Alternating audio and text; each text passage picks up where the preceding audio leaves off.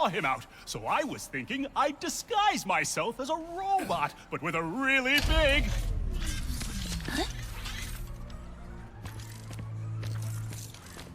Do you know what that sound is? Listen closely. Is it fear? Hope? The slow inevitability of death? No, it's me. Winning. What else is new, you say? Oh, quite right. But you are only a part of one dimension. What about the rest? Maybe I'm just old-fashioned, but I think everyone deserves a little subjugation. So, to celebrate such a momentous occasion, I'd like to honor the good doctor who inspired this journey in the first place, by invading his home dimension personally.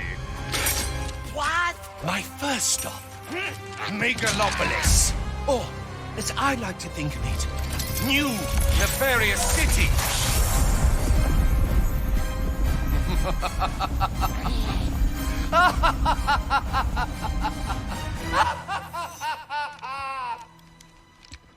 When do we leave?